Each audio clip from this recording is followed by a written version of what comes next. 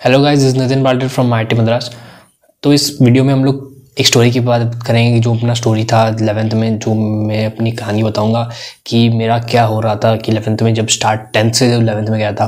क्योंकि 10th में मतलब ऐसे हम लोगों ने बोर्ड्स के लिए प्रिपरेशन किया और 11th में हम लोग एंटर हो गए। और क्या कैसा हाल था, क्या हुआ था, मैं आपको एक स्टोरी बताऊँगा इस बार। कि हमारे एक मैथ्स क्लास था। मैथ्स क्लास में एक टीचर थे। वो पहले ही 10th में जो भी बच्चे थे उस कोचिंग में, वो ऑब्वियसली उसी कोचिंग में 11th में भी ऐड हो गए थे कुछ लोग, मेजॉरिटी, और उनको पहचान रहे थे। तो जब वो आए थे तो हमारे बैच में तो कुछ मैक्सिमम लोग उसी बैच में थे जो 10th में थे। और मैं तो अभी नया एंटर हुआ था और कुछ लोग भी नए एंटर हुए थे बाकी स्कूल से, ICSE board, state board, CBSE, सबसे अलग अलग लोग थे।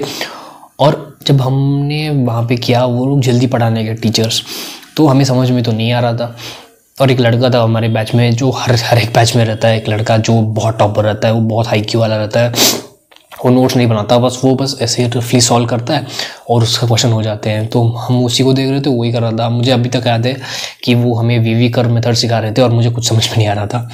और मैं घर में जाके फिर समझाया, थोड़ा बहुत टाइम लगा के समझाया। वो बेसिक है, पहले जो बेसिक मैथ्स पढ़ाते हैं वीवी कर वो सब वो पढ़ा रहे थे, बट ये लोग पूरा आंसर कर रहे थे। ऐसे ये लोग नहीं कर रहे थे, मतलब एक लड़का कर रहा था, वो बहुत हाई क्यू वाला था। और इंटरेस्टिंग बात है कि उसका क्या हुआ, मैं आपको एंड में बताऊंगा कि उस लड़के के साथ मतलब कैसा हुआ और कहाँ पे वो अभी I will be telling you soon. तो वही था कि कैसे चल रहा था। और ऑब्वियसली फर्स्ट टेस्ट जो कोचिंग में होता है वो ऑब्वियसली कैसे भी करके इजी होता है फर्स्ट टेस्ट। उसमें तो सब लोग लाते ही है मार्क्स, तो उसमें कोई प्रॉब्लम नहीं, क्योंकि पहले जो थियोरेटिकल पार्ट्स है केमिस्ट्री का वो बस पूछते हैं और वो दैट्स अ इजी पार्ट। जो रियल टेस्ट है वो सेकंड टेस्ट से पता चलता है कि कैसे क्वेश्चन आते हैं, क्या आता है। और कोचिंग वाले भी बोलते हैं कि सेकंड टेस्ट से ही सब कुछ अच्छे लेवल के क्वेश्चन आने वाले, तो उसी के हिसाब से जज होगा। और सेकंड टेस्ट से सब लोगों का ग्राफ नीचे गया, इनफैक्ट मेरा बहुत नीचे जा रहा था।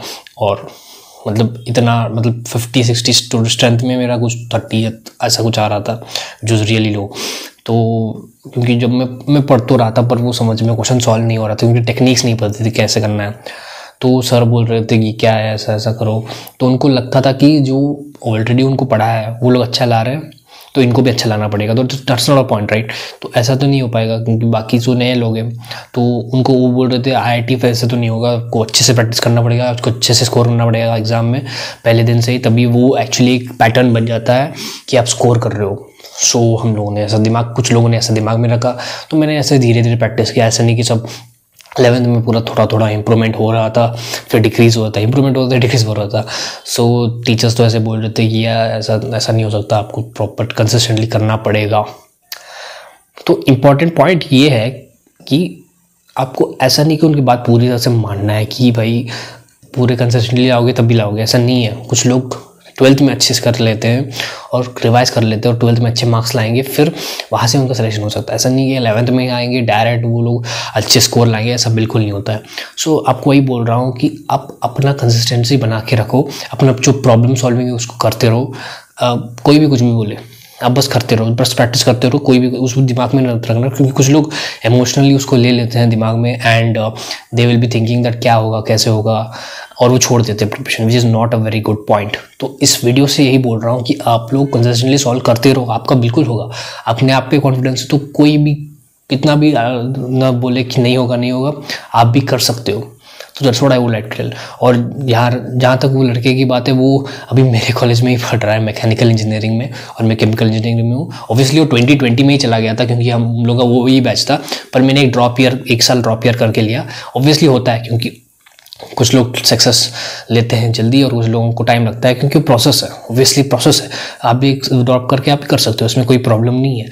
और दूसरी बात वही है कि वो बहुत पहले तो हमें लगता था बहुत IQ वाला है, बहुत, मतलब उसको कोई बीट ही नहीं करता था, वो कोचिंग भी नहीं करता था, वो बस डाउट के लिए आता था, विच वॉज, मतलब ऐसा लगता था कि कैसे वो कर रहा है, मतलब हम लोग उस लेवल तक कैसे पहुंचेंगे।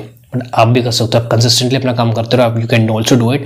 It's applicable for all the exams, ऐसा नहीं कि सिर्फ JEE के लिए चलता है, नीट के लिए भी यही है, बाकी जो गवर्नमेंट एग्जाम्स के लिए भी यही है। जो भी आप अभी टॉपर्स देख रहे हो, आप उस तक वहाँ तक पहुँच सकते हो, वहाँ के लेवल तक पहुँच सकते हो if you consistently do that, बस टाइम देना है उसको.